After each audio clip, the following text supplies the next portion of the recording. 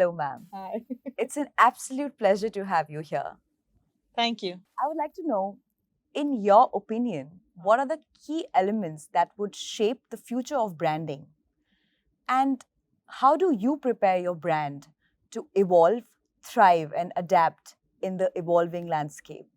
To myself, I give no thinking, but when I look at brands and how they're evolving right now, is when I look at the bigger brands, let's say that it's more aspirational. People who want to show they've made it, been there.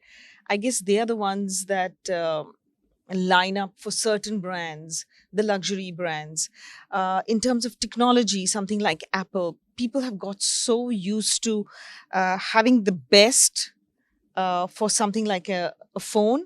They want all the applications. They want easy to use. They want this is something that they use every single day.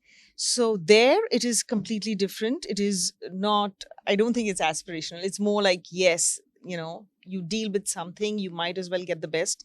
And they do have the best things, whether it's cameras or easy to use or security, especially, with that. They were the first ones to start with security. So I guess in those two, in terms of technology and luxury, is the only where I have actually studied it and thought about it. In terms of my own branding, I really haven't.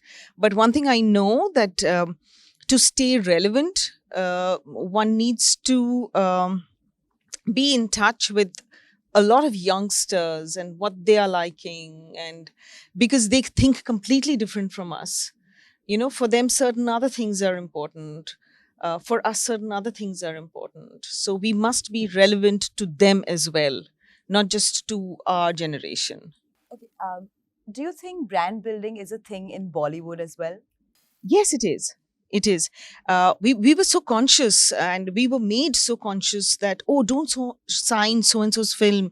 That's a B grade film, and that's a B grade actor. And it still exists. There'll be a lot of designers who will not give clothes to, say, a television actor for an award show, but they'll give it to a film actor. So there still is that branding, and that, oh, I don't want to be associated with brand B. I just want to stay associated with brand A, and that is a B grade and that is an A grade. So yes, that exists even today. It was much, much more when we were working in the 90s. Okay. And do you think that it takes away from the creativity of an artist to be a part Absolutely. of this entire branding Absolutely. culture where you have to Yes. be so manipulative and Yes, yes, yes. Even now. Yeah. And sometimes one wants to be a rebel and not to do all those things that, because people are branding you. Oh, you did that and you shouldn't have. Even when I was starting off, they said, don't do television if you want to be a film actor, because it's like you're reducing your brand. Nobody would touch you. So those things do happen, you know. You considered not good enough for films if you've done television during that time. And even now, I hear a lot of television actors saying that I've done such great work on television, but films will take very long to come to me. Somehow, if you've done great work at OTT, you'll get cinema, but if you've done great work on television, you won't. So, that branding, I don't know who started it, why it is there, but it exists. so how do you choose to make your decisions? Like, are they more brand centric, or are they more heart centric as an artist? Obviously heart centric. I would have probably done different. I made different choices if it wasn't with the heart. But then I'm different. I think more in terms of what makes me comfortable right now. And yeah, I've always liked to do things my own way. Like I said, people said don't do television. I still did television. I was like, I'll see who stops me, kind of thing. But yeah, it's now people have a whole team. They have two teams telling them what brands to sign up with in terms of endorsement, and what films to sign up with, which events to be seen at, and which events, and where to be clicked, walking out of which restaurant, those kind of things. So, yeah, there are teams now building your brand up. All right. I would like to know, how has your experience been at Brand of the Year 2023 by Team Marksman and marksmandaily.com? Very well organized, very crisp. The one thing that I like about the function was that it was very short, because it can get very tedious when you attend.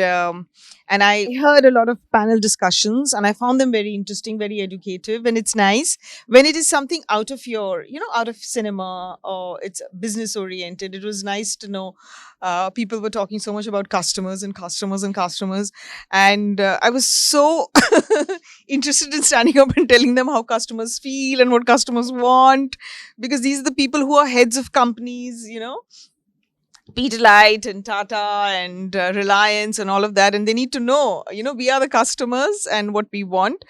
And yeah, it was nice. It was a fun event, and it was very well organized. Yes, very nice. All right. Thank you so much, ma'am. It was an absolute pleasure to have you on the other side of the table. Thank you, Ashwarya. It was nice chatting with you.